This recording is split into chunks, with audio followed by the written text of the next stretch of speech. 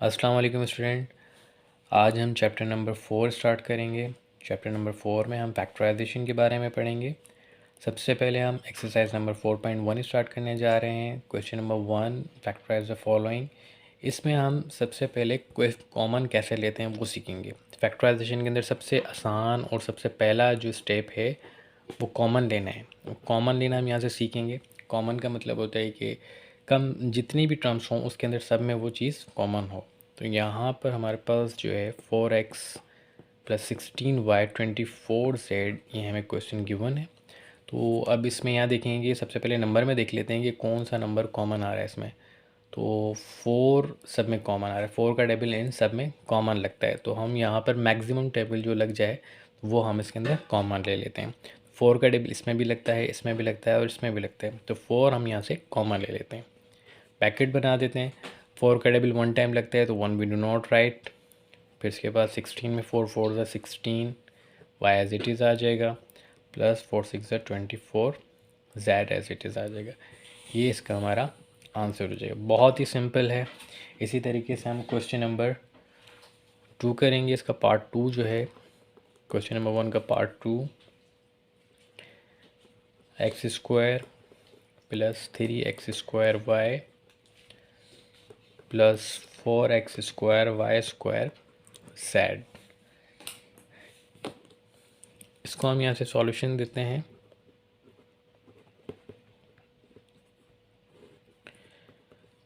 X square question repeat कर लेंगे, 3x square y plus 4x square y square z. अब यहाँ पर हमारे पास 3 टर्म्स हैं। 3 टर्म्स के अंदर हमारे पास नंबर कोई कॉमन नहीं आ रहा, तो हम देखेंगे वेरिएबल इसमें क्या कॉमन है। तो आप देखें एक्स स्क्वायर तीनों में मौजूद है, तो तीनों के अंदर हमारे पास एक्स स्क्वायर को कॉमन ले लिया जाएगा। तो एक्स स्क्वायर हम यहाँ से कॉमन ले लेंगे, तो यहाँ पर एक्स स्क्वायर कॉमन आ जाएगा तो 1 बच जाएगा। सेकंड टर्म में 3x स्क्वायर कॉमन आ जाएगा तो 3y बच जाएगा। और यहाँ पर हमारे पास एक्स स्क्वायर कॉमन आ जाएगा तो 4y स्क्वायर जेड रिमेनिंग रह जाएगा। ये हमारा इसका आंसर हो जाएगा। इसी तरीके से हम क्वेश्चन नंबर 1 का पार्ट 3 करेंगे।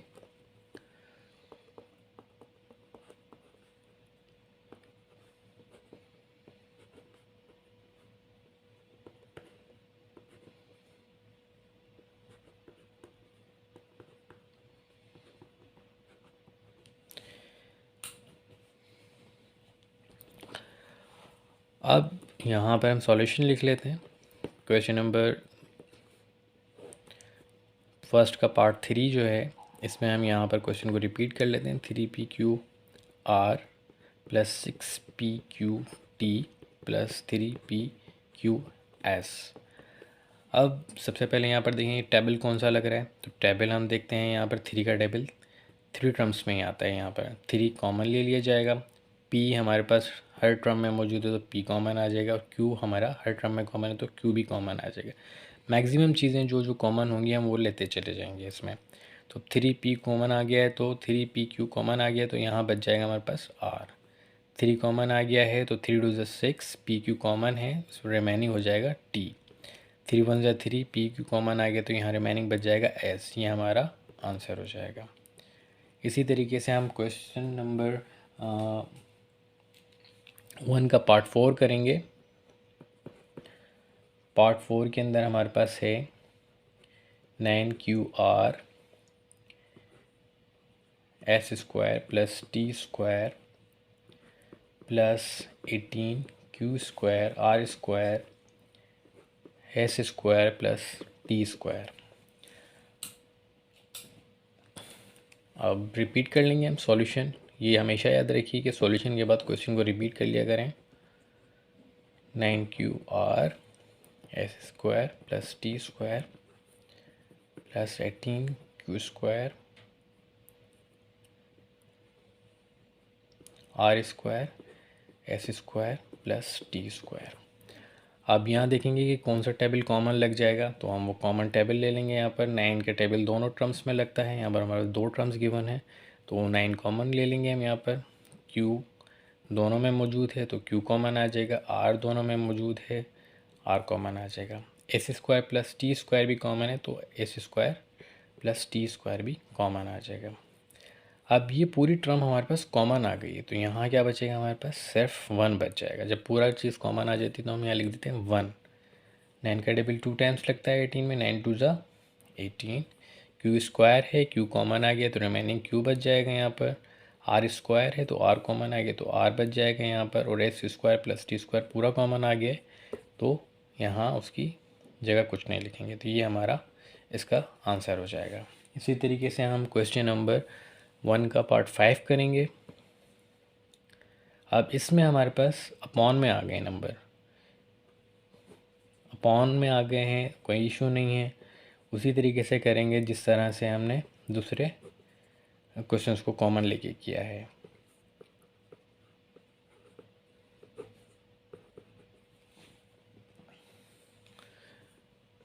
सॉल्यूशन कर लेंगे, क्वेश्चन रिपीट कर लेते हैं।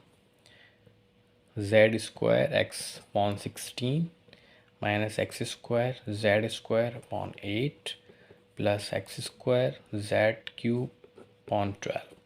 अब इसमें क्या करेंगे, न्यूमरेटर के कॉमन अलहदा ले लेंगे और डिनोमिनेटर के कॉमन अलहदा ले लेंगे।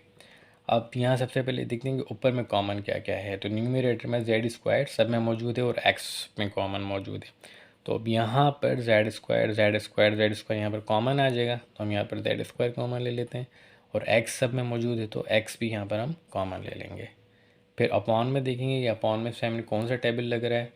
तो यहाँ पर देखेंगे 4 का टेबल तीनों में कॉमन है,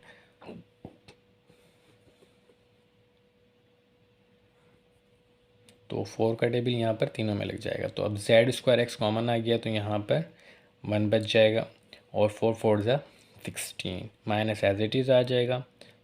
एक्स स्क्वायर कॉमन आ गया, जेड स्क्वायर कॉमन आ गया, तो एक्स स्क्वायर में से एक्स कॉमन आया तो यहाँ रिमेनिंग एक्स बच जाएगा। 4 2 ज़ा 8। अब नेक्स्ट में जाएंगे, प्लस जेड स्क्वायर कॉमन आ गया, x square common, x square में से एक्स कॉमन आ गया, जेड क्यूब में से जेड स्क्वायर कॉमन आ गया, तो यहाँ पर एक्स जेड बच जाएंगे हमारे पास। और 4 का टेबल 3 टाइम्स लगता है 12, मतलब 4 3 12, यह हमारा आंसर हो जाएगा।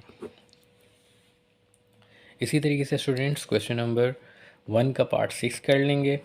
पार्ट नंबर 6 हमारे पास है A X minus Y minus A square B X minus Y plus A square B square X minus Y. अब इसमें हम क्या करेंगे, क्वेश्चन नंबर पार्ट 6 कर लेते हैं। तो क्वेश्चन रिपीट कर लेते हैं यहाँ पर, X minus Y minus A square B X minus Y plus A square B square X minus Y. अब देखेंगे इसमें कॉमन क्या है, तो यहाँ देखें ए सब में कॉमन है तो ए कॉमन ले लिया जाएगा। एक्स माइनस वाई सब में कॉमन है तो एक्स माइनस वाई को कॉमन ले लिया जाएगा। तो यहाँ पर ये नंबर पूरा कॉमन आ गया तो यहाँ बचा हमारे पास 1। एक्स स्क्वायर थे, एक एक कॉमन आ गया है तो बाकी हमारे पास बचेगा ए और बी एज इट इज़ लिख देंगे। तो एक्स माइनस वाई पूरा कॉमन आ गया तो वो हम नहीं लिखेंगे। प्लस ए कॉमन आ गया, यहाँ पर ए स्क्वायर था तो ए बी स्क्वायर हो जाएगा। और यहाँ पर एक्स माइनस वाई कॉमन आ गया तो ये हमारा आंसर हो जाएगा। अब हम क्वेश्चन नंबर 2 की तरफ चलेंगे। अब हम क्वेश्चन नंबर 2 स्टार्ट करेंगे इसका। इसमें भी हमने फैक्टराइज करना है, फैक्टराइज ऑफ द फॉलोइंग करना है। अब इसमें क्या कर रहा है कि पहले हमारे पास 3 टर्म्स थी, अब यहाँ पर 4 टर्म्स आ गई। तो 4 टर्म्स जब हमारे पास आ जाएंगी तो हम 2 2 में कॉमन्स लेंगे, मतलब यानी कि फर्स्ट 2 टर्म्स में और फिर सेकंड लास्ट 2 टर्म्स जो हैं उनमें कॉमन लेंगे।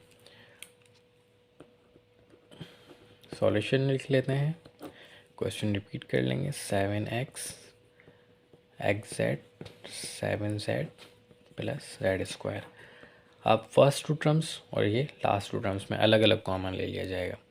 तो यहाँ पर देखें आप, टेबल तो कोई भी कॉमन नहीं लग रहा, तो यहाँ पर x कॉमन आ रहा है तो x को कॉमन ले लिया जाएगा। तो यहाँ पर जाएगा 7, x कॉमन आ गया तो यहाँ सिर्फ 7 रिमेनिंग रह गया। और यहाँ पर सेकंड टर्म के अंदर x कॉमन आ गया तो z कॉमन रह गया, z रिमेनिंग रह गया।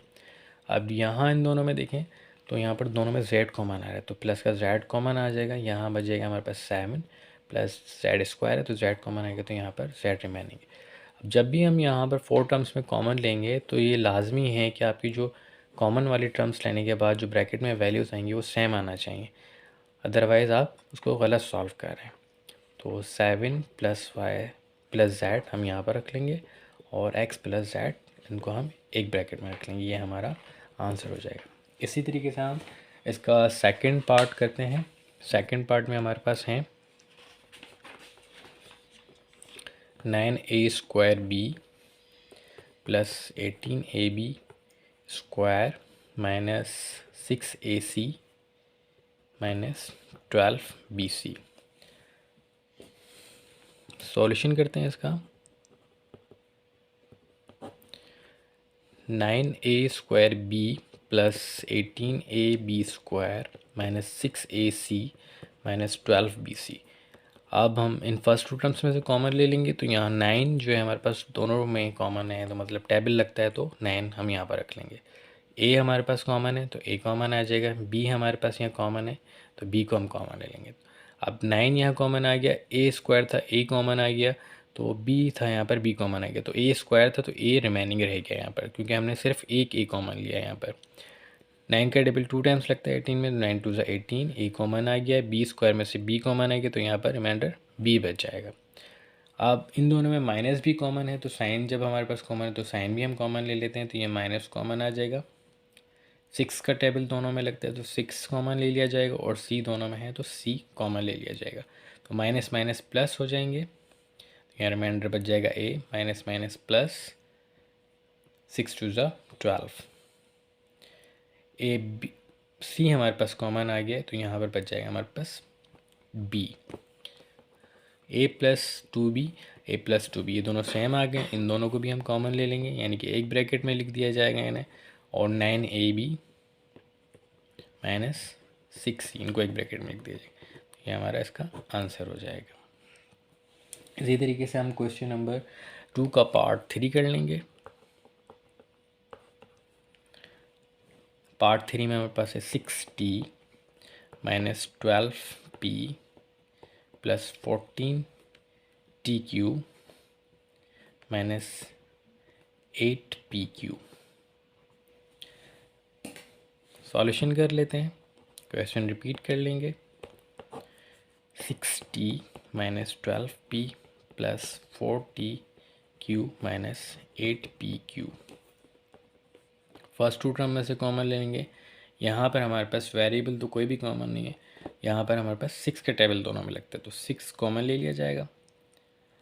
6 1 6, t एज इट इज़ आ जाएगा, माइनस एज इट इज़ 6 2 12, और p एज इट इज़ आ जाएगा। इनमें +4 दोनों में लगता है तो 4 कॉमन ले लिया जाएगा, 4 का टेबल दोनों में लग रहा है, 4 1 4 4 2 8, और दोनों में q भी कॉमन है तो q भी कॉमन ले लिया जाएगा, तो यहाँ रिमाइंडर हमारे पास बच जाएगा t प्लस माइनस माइनस 4 2 8 और p, ये दोनों सेम आ गए, इनको हम एक बार लिख लेंगे, t - 2p 6 + 4q, ये इसका हमारा रिज़ल्ट हो जाएगा, ये हमारा इसका आंसर है। इसी तरीके से इसका पार्ट 4 कर लेंगे। पार्ट 4 में हमारे पास है r² + 9rs - 7rs - 63s²। Question number 4 part 4 में, सॉरी, आप यहाँ पर हम क्वेश्चन रिपीट कर लेते हैं। r² + 9r² rs - 7rs - 63s²। अब इन फर्स्ट टू टर्म में से कॉमन ले लेंगे, तो यहाँ देखें r कॉमन आ रहा है हमारे पास, तो r + 9s हमारे पास रिमेनिंग रह जाएगा, क्योंकि r दोनों में कॉमन आ गए। इन दोनों में माइनस कॉमन है तो माइनस कॉमन ले जाएगा, और 7 का टेबल दोनों में लगता है तो 7 आ जाएगा, और दोनों में s भी कॉमन है तो s भी ले लिया जाएगा, तो माइनस माइनस प्लस हो जाएंगे, और r हमारे पास यहाँ रिमेनिंग बच रहा है, माइनस माइनस प्लस 9, 7 का टेबल 9 टाइम्स लग जाएगा, 7 9 63, और s² है तो x कॉमन आ गया, तो यहाँ बचेगा s। आर प्लस 9s को हम एक बार ब्रैकेट में लिख लेंगे, आर माइनस 7s को एक बार ब्रैकेट में लिख लेंगे। ये हमारा इसका आंसर हो जाएगा।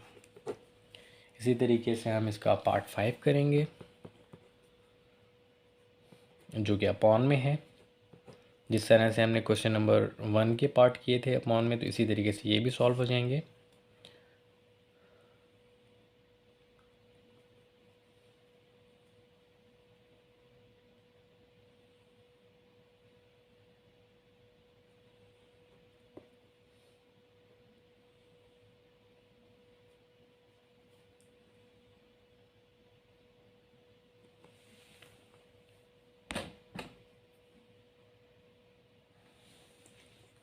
वाई स्क्वायर और यहाँ पर हमारे पास Y square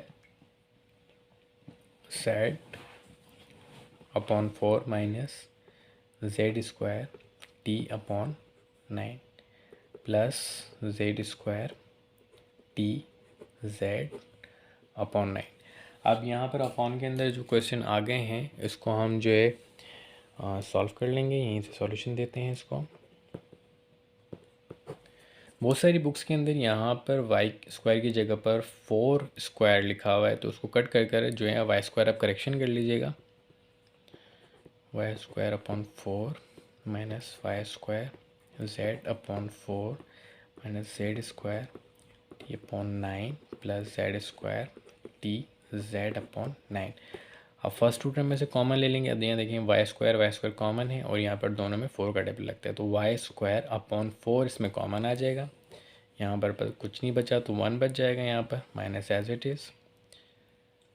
y square upon 4 common आ गया तो यहाँ हमारे पास जेड बच जाएगा। इसी तरीके से यहाँ पर माइनस कॉमन ले लिया जाएगा, तो यहाँ पर जेड स्क्वायर और टी हमारे पास कॉमन है, तो जेड स्क्वायर टी और अपॉन में 9 ये कॉमन आ जाएंगे हमारे पास, तो माइनस प्लस माइनस हो जाएंगे।